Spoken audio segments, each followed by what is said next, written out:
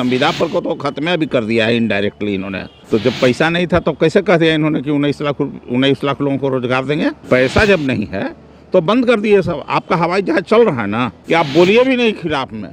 अगर बोलिएगा तो आपके ऊपर मुकदमा होगा, भरिए जेल, जितना जेल में लोगों को डालना है डालिए। नमस्कार, मेरा नाम आलोक है, आप लाइव स्ट्रीट देख रहे हैं।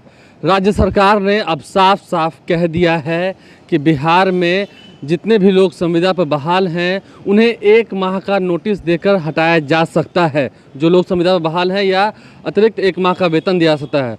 तो कैसे समझें कि जो लोग अब तक कॉन्ट्रैक्ट पर बहाल होते हैं उन्हें आगे चलकर सरकार पक्की नौकरी देगी नहीं देगी, इस पर संशय बरकरार है। इस वक्त बिहार विधानसभा के पूर्व अध्यक्ष और आरजेडी के एक वरिष्ठ नेता उदय नारायण चौधरी जी हमारे साथ हैं। कैसे देखते हैं इस फैसले को? आप भी उस वक्त सत्ता में थे, जितने लोगों को कॉन्ट्रैक्ट पर नौकरी दी गई, लाखों की संख्या है, उन्हें अब कहा जा रहा है कि 1 माह का अतिरिक्त नोटिस देकर हटाया भी जा सकता है। देखिए, सरकार अपने ही निर्णय को अपने ही हमेशा पलटने का काम करती है। एक बार अभी पिछले चुनाव में कहा कि 19 लाख लोगों को रोजगार देंगे। रोजगार देने से तो रहे, अब जो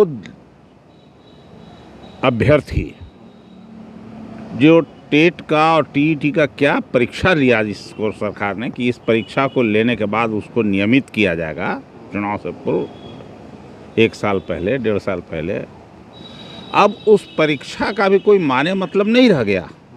अब यह सरकार कह रही है, अपना तुरंत बदल रही है स्टैंड। इसीलिए मैंने कहा कि यह सरकार के ऊपर कोई भरोसा नहीं कि क्या करेगी और क्या नहीं करेगी। क्या राज्य सरकार के पास उतना पैसा नहीं है? क्या हो सकती है?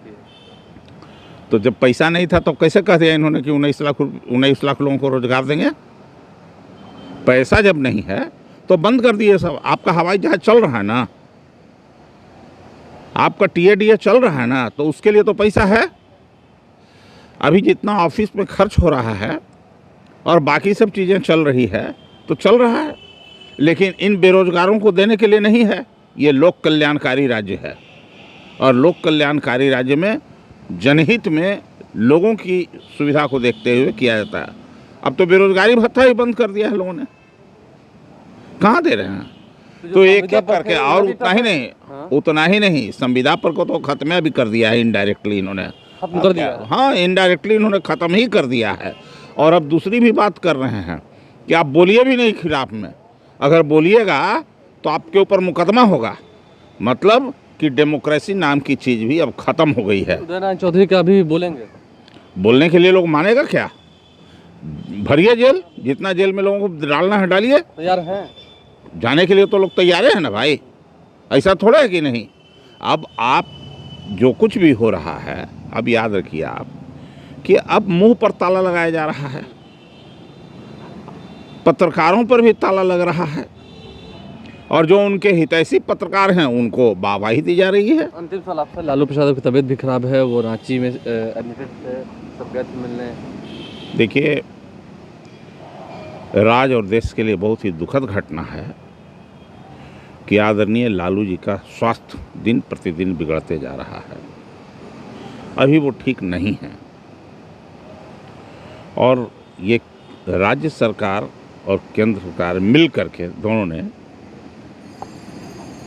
किसी न किसी रूप में लालू प्रसाद जी को जेल में रखने का साजिश लोगों ने किया है। कितने साल का आपका याराना है? कितने साल के दोस्त हैं? क्या कितने साल से आप साथ में हैं? याराना पे कितने साल का है? नहीं, साजिश तो बहुत दिनों से ये चल रही है ना, आज का तो बात आप है। कितने सालों से साथ में हैं?